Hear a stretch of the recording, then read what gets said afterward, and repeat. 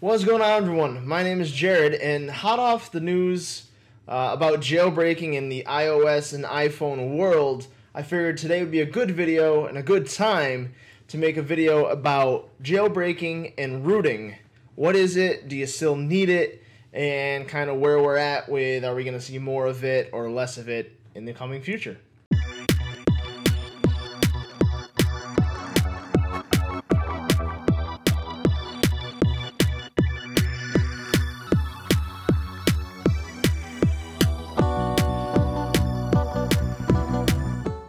So, rooting and jailbreaking are essentially, at its core, very similar things. Both processes allow you to get more access to your device, better control, and also requires root access, whether it's an exploit or a certain way you install it to gain. A root access is basically the highest level, or in like the file system, the very first folder, so access to everything basically.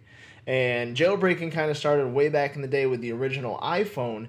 It was locked to AT&T, and people figured out ways to get it on the T-Mobile, install what everyone at the time, it was new, called Cydia by a guy, J. Friedman Sarek, who kind of created it, and it was essentially a different sort of tweak center where you can install different things to change how your device worked, how it looked, how it felt, all of the above. Rooting obviously has to do with Android, and rooting has been around for quite some time, and the same principle applied of gaining access to things you didn't normally have. And a lot of people use rooting more so as a customizer. A lot of people use it to install apps and tweaks like Greenify to get better battery life, or they install things that allow them to get rid of carrier bloat or manufacturer bloat. For example, like Samsung, the dozen or so Samsung apps that are already installed that duplicate what Google does. Either way, both of them allow you to change things. Rooting essentially has been a lot easier recently than jailbreaking because Apple has been, really tightening down on security, and as soon as an exploit is found, it is patched very quickly, and people have been keeping their exploits for private reasons, so they never really make it to the light of day for consumers, for public use, for people to really waste them. So they use them on a public jailbreak. They keep them for themselves, a private jailbreak, or work with security companies to patch things, so on and so forth. So it just so happened the past week or so, the Electra team and Coolstar had released their latest jailbreak for iOS 11.3.1, which is the newest, and yesterday they just updated it to include 11.4 Beta 3, not 11.4 release candidate, but 11.4 Beta 3, not up to Beta 6. It was very specific. After Beta 3, they patched the exploit used. So again, it just goes to show how these exploits are very valuable, and up until recently, we've been dealing with a situation where jailbreaks have been either very dated on a firmware that hasn't been used or hasn't been signed for a long time. So people have either had to keep their devices on that firmware, save their SH blobs, or just say screw it and move on and continue with the updated iOS software. So up until now, we've had to deal with that. I haven't had a jailbreak on my phone in a very long time, and today I've been going through the process of getting Electra to work on my iPhone 10. So kind of now to my second part of my topic here, my discussion, is do we actually need it now? So back in the day when I had my iPhone 5, iPhone 6, or whatever, I would buy the phone. If there was a jailbreak out, I would immediately jailbreak it and continue on my merry way. And it brought things like, one of my favorite tweaks was Byte SMS, and that was a iMessage or text message SMS replacer, which had so much more features with pictures, and it did a whole bunch of stuff that in the stock iOS didn't do. Things like Cylinder to make your lock screen spin and swirl and do different things. Different ways for your lock screen to have more information back when notifications really weren't as robust as they are now. Though I think that was called lock screen info. There were so many good tweaks to customize how to move your apps and icons around on the iOS screen. And so my friends over in the Android world right now might be thinking, Well, gee, Jared, we've been able to do that since, way back in the day. We've been able to move icons everywhere and change different things around. And you're right, you have. But the thing is back then I was heavily, I just wanted an iPhone. Android phones at that time, to me, weren't very appealing. I didn't care for a lot of stuff. So I was like, nope, iPhone all the way. And what made me really happy is using a jailbreak to really make it custom, unique, and how I wanted it. I would change the icons, make it look a little more minimalistic. It was a great time to have an iOS device back, 3-4 years ago, when pretty much you had an untethered jailbreak, which what that means is you can restart your phone. The jailbreak will still be there. It's not going to go away. Where today we have to deal with things called semi-untethered, meaning it'll kind of be in a dormant state. So if you jailbreak your device now, you restart it, it'll be in a kind of stock state. So, no one would notice, your tweaks wouldn't be active until you went back into that specific jailbreak app, in this case Electra, hit jailbreak again. It would basically respring, or like a soft reset of your device, and boom, you'd be back jailbroken with all your tweaks enabled. So that's where we're at. Instead of being a fully tethered, meaning you'd have to send it and plug it into your computer every time you wanted to get that re-jailbroken status. And so we're lucky. Right now, for iOS people, you're very lucky if you want to embark on this jailbreaking endeavor. This is the time. You might as well do it now. I couldn't get on to iOS 11.3.1 because I had missed the signing window. So I had to try it on 11.4 beta 3, and it is kind of tricky, and it does take some. It's not foolproof. It's not like you one click and whoop, you're done. Like in the back in the day of Jailbreak Me, which was super cool. From your browser, you could jailbreak your device. Great times back in the day. So now to rooting. So rooting is a lot easier nowadays than jailbreaks. One, the exploits aren't as valuable as jailbreaks. They are less of an exploit and more of just, you got to unlock your bootloader. You have to flash a package, and basically that's it. So the steps really to root is, one, I always would check on the XDA forums to make sure you can root your device. So for example, the Exynos version of the S9 versus the USA variant, the Snapdragon. Exynos you can, Snapdragon you can't, because the bootloaders are locked. So steps to get your root is, you gotta first check to make sure you can do it. Two, you're gonna have to unlock your bootloader, which what that does is basically it's gonna wipe your device. It's gonna make it fresh and have an unlocked bootloader. It's gonna come up with a warning screen every time you turn your phone on saying the device not secure or bootloader unlocked, blah blah blah. Basically it means that you can now modify things. From there, you gotta flash either a custom recovery, send like the Team Win recovery project or twerp. And then you can ROM it at that point, you can back up, and you can also flash your root package, super user being usually the one that everyone else does. Now you have the Magic's root, which is a systemless sort of thing, so that you can use apps like Android Pay or Google Pay, different apps that check for root vulnerabilities. You can install things to make it pass. So rooting was never really, at least for me, I never really used it as much for customization as I really did for, slimming my phone down, slimming the apps that I didn't need down, allowing things to hibernate a little better back when a lot of apps ran in the background and weren't super optimized.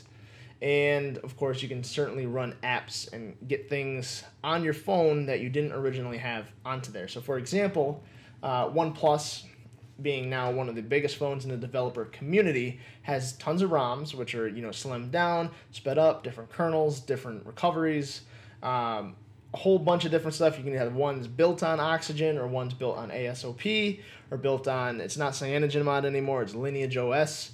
So you can really kind of do whatever you want and install just about anything you want. You can dual boot. I don't even know if people still do that anymore, but I used to be able to dual boot into something like Paranoid Android or my stock software on the phone, just to kind of change it up, I guess. I used it more as a way of either backing up, keeping great backups. So what you could do is in twerp, you can actually back it up 100%, system, files, everything. And if you flash something you didn't like, be like, that kind of stinks, immediately restore and be 100% back to where you were. Nothing else you had to have to do.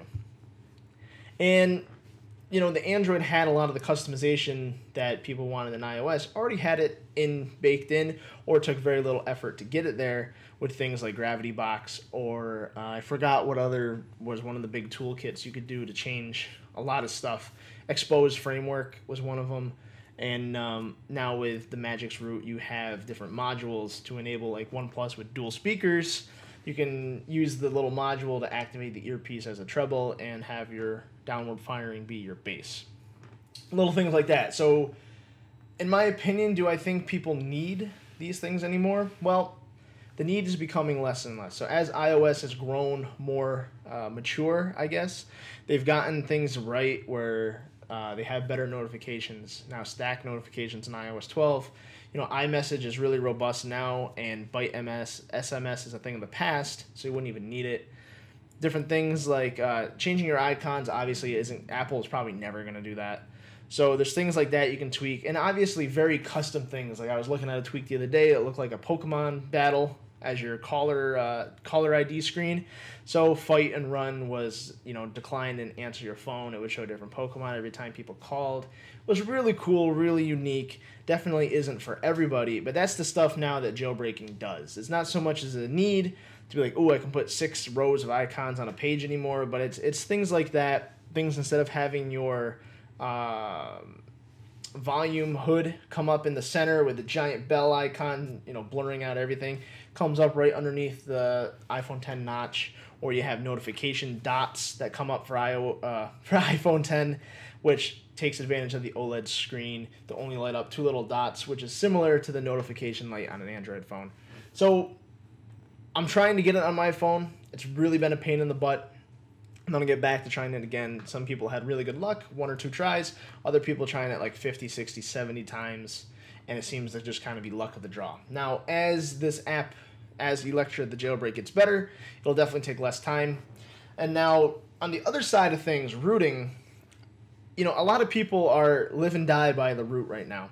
They either absolutely can't live without it for whatever reason. They have apps that use it. They've always had it. They like that freedom. They like that customizability, I guess.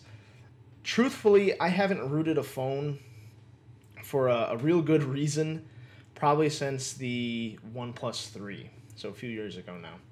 And that was really because at the OnePlus 3 time, I enabled dual speakers, I changed kernels, things like that. OnePlus 5 I did also root, and basically a lot of times what I did with the OnePlus phones is I made it look like a Pixel. And outside of that, I didn't do a whole lot with, really digging into what a root does. I personally didn't need it. And I think for more average users, more everyday people, unless you have a real specific need for it, like backups, which are really important to a lot of people, and I do agree with that. It's good to back up your stuff. You could back it up, offload that backup onto your computer, and say something happens, you can drag it back and have basically a one-for-one copy of your phone. I think that's a great thing that should be more baked into Android, but it's not. So I certainly condone that. So really, as time went on, I really don't think there's such a need anymore for either, but there is specific cases for both. So I really think rooting is great for debloat, for tweaking your performance and doing your backups now. Customization, not, I would say in my opinion, not so much. And iOS with jailbreaks, really, it's more now a thing of old, I guess. I would do it. I still would do it just because I want to do it. I wish it was more, obviously more current, and it's certainly more current than it has been. Not nearly as it used to be. It used to be like Apple would release a firmware update, a week later, jailbreak was out. Awesome. That's what I used to love. But that doesn't happen anymore. So we take what we can get. I really don't think there's a huge need now for jailbreaks in the iOS world. iOS has came a long way. Now they're kind of finicky. A lot of people have, like I said, I've had really good luck or really bad luck with this new Electra.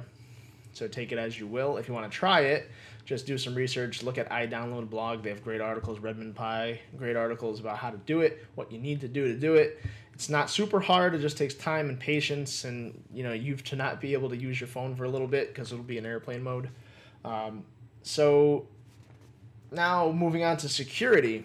So the biggest reason why people sometimes don't like it and why Apple always patches it is security vulnerabilities. So an exploit can be used for things like a jailbreak, which for the most time is to benefit the greater good and for users to just customize and tinker with their stuff.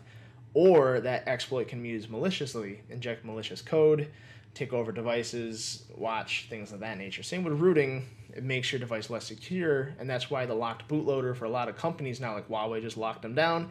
You won't be able to do it anymore.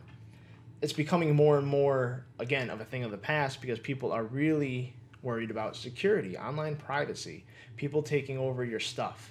So rooting and jailbreaking does open up a hole for malicious activity. So for example, again, with the jailbreak now, you can either download the app from the Electro website, which is where I suggest you do it, or things like, I forgot, there's a couple websites that you can download it and you have to install a certificate, which then allows the app to run. And it's just, most of the time it's going to be fine, but it's kind of shady. And the last thing you want to do is like clicking a malicious link on, an email or a pop-up ad or, whatever. So be careful doing it. If a lot of people or reputable sites are saying it's okay to do it, I'm sure it's probably fine. But there's always a possibility of that security risk. So keep that in mind. So really, is it a security risk right off the bat? Absolutely not. It just allows people more opportunity to take advantage of that security risk. So, take it as you will. I personally would still jailbreak. If I get it to work, I will be jailbroken. If not, well, I'll be rocking iOS 12 beta. That's totally fine with me. As far as rooting, again, I really don't root unless I need to. If I'm going to tweak some, with OnePlus, you can really tweak a lot of things, and I would do that again. Google Pixel, you can do a bunch of different stuff. A lot of other phones really don't benefit too awful much, but you can still back up and do a whole bunch of stuff that maybe I'm unaware of, but from what I've seen, the backups, the customizability, the making your battery last a little longer, that's all really good stuff. If you really want to go down that road, like I said, take a look at XDA. They have great forums, a lot of people there that probably have experience if you run into a problem. Every question you have probably has an answer there. Use their search bar. Don't open a new thread. Search to see if someone's done it first, because they probably have. And, happy rooting. So anyway, this was a quick little video. I figured as everyone's really right now talking about in the Apple world about this new jailbreak, I would take a minute to talk about jailbreak and rooting. So it is still alive. It is alive and well, albeit a very slower developmental pace than it used to be. It's still around. It's still happening. Relatively current. And from what I've seen, it's going to be here for just a little bit longer. So anyway, if you guys want to root your device, want to jailbreak your device, let me know why down below. Give me a couple reasons. Is it you want some backups? You want to tweak ROMs in Android? You want to back up your device better? You want some sweet customizations in iOS or all the above? Just let me know. We'll have a conversation about it. So anyway, my name is Jared. I am from TechWorks, and I will see you all in the next video.